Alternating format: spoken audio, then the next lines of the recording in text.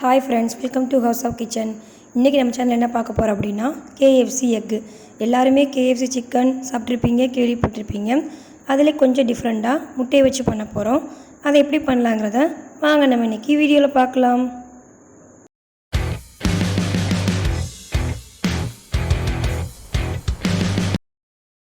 தேவையான பொருட்கள்: முட்டை, 1 கப் மைதா மாவு, உப்பு, சிக்கன் மசாலா, கார்ன்ஃப்ளவர் மாவு, மிளகுத்தூள், மிளகாய்த்தூள். அவ்வளோதாங்க. ஃபஸ்ட்டு நம்ம முட்டையை உடச்சி ஒரு பவுலில் ஊற்றிக்கலாம். நான் இன்றைக்கி 10 முட்டை எடுத்திருக்கேன். ஒவ்வொரு முட்டையாக உடைச்சி ஊற்றிக்கலாம்.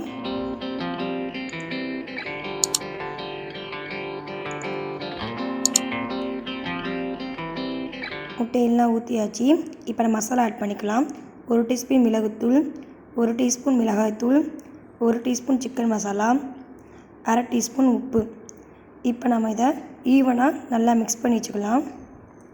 ஒரு ஸ்பூனை வச்சு நல்லா கலந்து விட்டுக்கோங்க. இந்த மாதிரி நல்லா கலந்து விட்டுக்கோங்க. அடுப்பு பற்ற வச்சுக்கலாம். பேன் வச்சுக்கலாம். 2 டேபிள் ஸ்பூன் எண்ணெய் ஆட் பண்ணிக்கலாம். எண்ணெய் நல்லா சூடானதுக்கப்புறமா நம்ம கலந்து வச்சுருக்க மசாலா முட்டையை மெதுவாக உள்ளே ஊற்றிக்கலாம். இது நமக்கு மிதமான சூட்டில் நல்லா வெந்து வரணும். ஒரு 5 மினிட்ஸ் மூடி போட்டு நல்லா வேக வச்சுக்கோங்க. இப்போ பாருங்கள், ஒன்ஸே நமக்கு நல்லா வெந்துருச்சு. இப்போ நம்ம பொறுமையாக ஓரங்களில் மெதுவாக எடுத்து விட்டுட்டு நாம் திருப்பி போட்டுக்க போகிறோம். இந்த ஸ்டேஜில் நம்ம திருப்பி போட்டுக்கலாம். அதே மாதிரி நமக்கு இன்னொரு சைடு நல்லா வெந்து வந்துருச்சு. இப்போ நம்ம இதை பிளேட்டில் மாற்றிக்கலாம். இது கொஞ்ச நேரம் ஆறட்டும். ஆறுனதுக்கப்புறமா இதை நம்ம பீஸ் போட போகிறோம். இப்போ நம்ம ஒரு நைஃபை வச்சு நடுவில் 2ஆக பிரித்து நமக்கு தேவையான ஷேப்பில் நம்ம பீஸ் போட்டுக்கலாம். நான் இன்றைக்கி ட்ரையாங்கிள் ஷேப்பில் நான் இன்றைக்கி பீஸ் போட்டிருக்கேன். பாருங்கள், எவ்வளோ ஸ்ட்ரக்சராக பார்க்க நல்லாயிருக்கு பார்த்தீங்களா? இப்போ நம்ம கோட்டிங் ரெடி பண்ணிக்கலாம். அதுக்கு 1 கப் மைதா மாவு, 1 டீஸ்பூன் கார்ன்ஃப்ளவர் மாவு, மிளகுத்தூள், மிளகாய்த்தூள், தேவையான அளவு உப்பு. இதை நம்ம நல்லா மிக்ஸ் பண்ணி விட்டுக்கோங்க. இந்த மிக்ஸ் பண்ண பவுடரை நம்ம 2ஆக பிரிச்சுக்க போகிறோம். ஒரு பிளேட்டில் ஒரு 4 டேபிள் ஸ்பூன் தனியாக எடுத்து வச்சுக்கோங்க. பவுலில் இருக்கிற மிச்சம் இதை நம்ம தண்ணி ஊற்றி ஒரு லிக்விட் பதத்துக்கு நம்ம கலந்து வச்சுக்க போகிறோம். ஏன்னா நம்ம இதில் டிப் பண்ணி தான் நம்ம அதில் கோட்டிங் பண்ண போகிறோம். அதுக்காக நல்லா தண்ணி ஊற்றி கட்டி இல்லாமல் நல்லா ஈவனாக மிக்ஸ் பண்ணிக்கோங்க. இந்த அளவுக்கு லேயர் வரணும். இப்போ நம்ம எடுத்து வச்சுருக்க முட்டையை உள்ளே நல்லா டிப் பண்ணிக்கோங்க.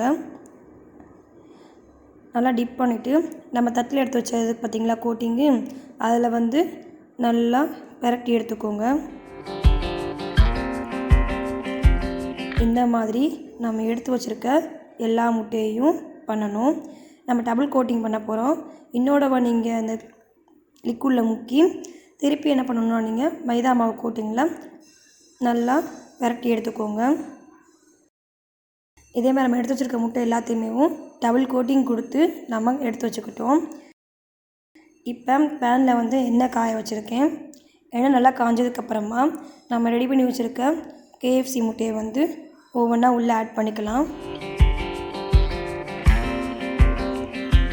மிதமான சூட்டிலே வேக வைங்க. இப்போ நமக்கு ஒன் சைடு நல்லா வெந்துருச்சு.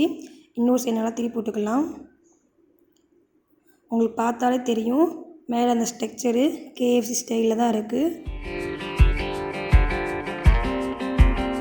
பாருங்கள், இப்போ 2 பக்கமும் நல்லா வெந்துருச்சு. இப்போ நாம் தனியாக எடுத்து வச்சுக்கலாம்.